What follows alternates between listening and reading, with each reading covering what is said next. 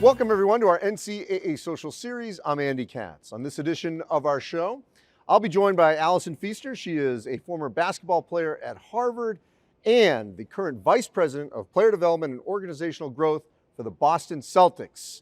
And here at the NCAA Convention in San Antonio, a Silver Anniversary honoree, which also means it's been a long time, 25 years. Right.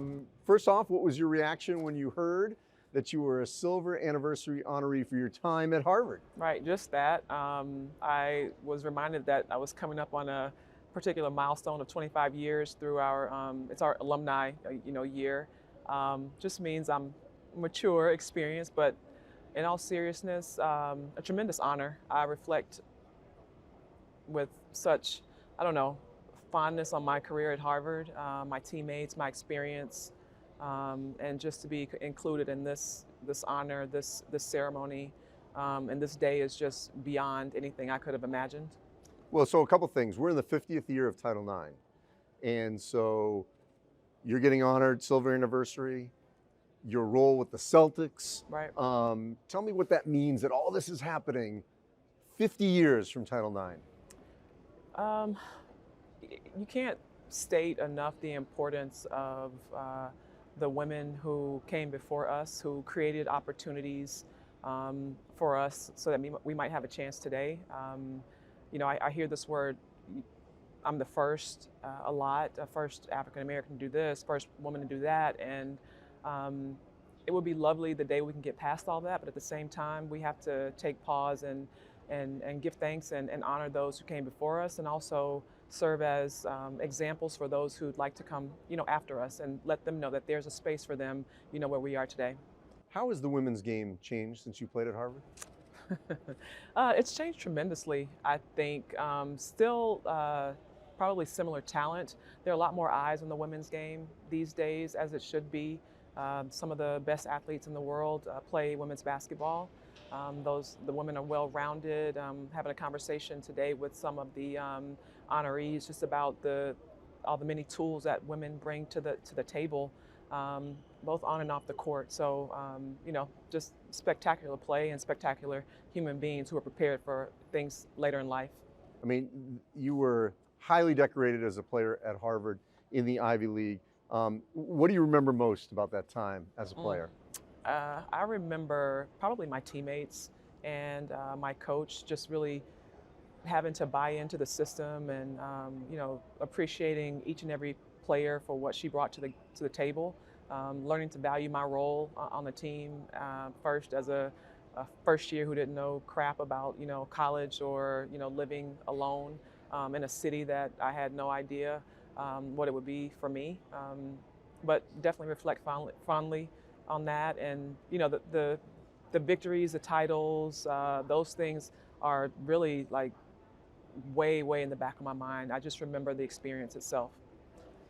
Now in the NBA, we're getting to a point where more and more women are getting more roles at various levels. We're still waiting on a head coach, but different various levels of organizations. Right. Even in that, how have you seen that change and develop in the last few years? Well, there's an increased focus from a league office level. The NBA is being super deliberate, super intentional about, first and foremost, creating roles, creating opportunities, creating candidate pools so that women and other folks of diverse backgrounds have consideration for roles. And then on the team level, there are teams at the forefront who are not afraid to do something a little bit different, a little bit outside the box. And that sounds crazy to think that hiring a woman for a leadership role is outside the box, but it really makes the best sense, when you really think about it at face value. You want to be able to arrive at the best decisions you possibly can, and we all know that you have to pull from a diverse, information pool. So, I don't know when the first female head coach will be named. We don't know when the first female head of basketball operations will be named, but it's not far off, and we'll see what happens. I'm just thankful to be in the space I am. I'm thankful to, the males in our organization, first Danny Ainge and Brad Stevens, who created a space for me. And yeah, just having fun, living the dream. To that point, I also feel like, I'm old enough to remember when I don't think other administrators, players would give a woman respect. Yeah. As soon as she walks in the door. And I feel like that has changed. This generation of players have grown up seeing high-profile women's basketball players in the WNBA and so on. And now it also feels at the administration level that has changed dramatically. Yeah. How have you seen it from your vantage point, how that aspect of respect from the players on up? Right. I'm not going to lie and say that it's always easy. If you don't know what it's like being the first or the only in a space, then I suggest everybody try it. You really have to have thick skin. You have to have a certain level of confidence and also a certain level of humility to understand you don't know everything. And you have to be super fearless. And so I'm super happy that my organization, our players have always had an open mind and been super inclusive with me. And yeah, it's a unique place to be in though. Outside of the NBA and the Celtics, tell me about why you were interested in working globally with the U.S. Bureau of Educational and Cultural Affairs, especially in Southeast Asia. This whole game for me has been about service. We have a very privileged place as athletes and as a professional athlete. And so being able to serve and give back, whether it's at the grassroots level, which the Sports Envoy program, that's what it's all about. It's about, a cultural exchange. We share what we know from the values of being, an American and being, an athlete, and we take from the other people with whom we encounter their values. And so it's about service, about learning. It's about an information exchange, and it's something I've always held really dear to me. So for those people that really don't grasp it, yep.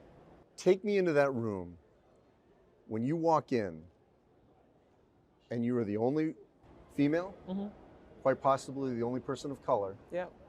for the first time, and you walk into that room. What's that like?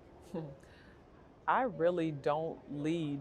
I don't lead with that. I don't even acknowledge it. I remember the first time my mother dropped me off in Harvard Square. I was alone by myself and I had to sink or swim. I've done it a ton of times, abroad, being the only American player, the only woman of color playing on a team. It's something you don't really focus on. You look for the similarities, you look for the common ground with people with whom you interact. And so I've never, while I might have been the only, I've never let that be a blinder to impede me from doing what I have to do. So far you've had a great career outside of playing basketball. What's next? I mean, where do you want to see this climb? You know what? What's central for me right now is focus on our team. We have today the best record in the NBA. We made it to the finals last season. I would really love for our two stars, Jason and Jalen, and the other guys on the team, the Smarts, who's our longest tenured player, to win a championship.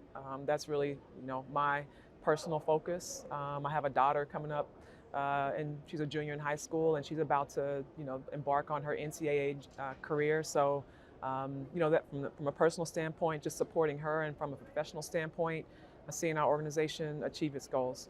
So to that point, what's your advice to her as she follows your path in a different era? Yeah. Where there's more opportunities, NIL, all these things going on. What's your advice to her? It's probably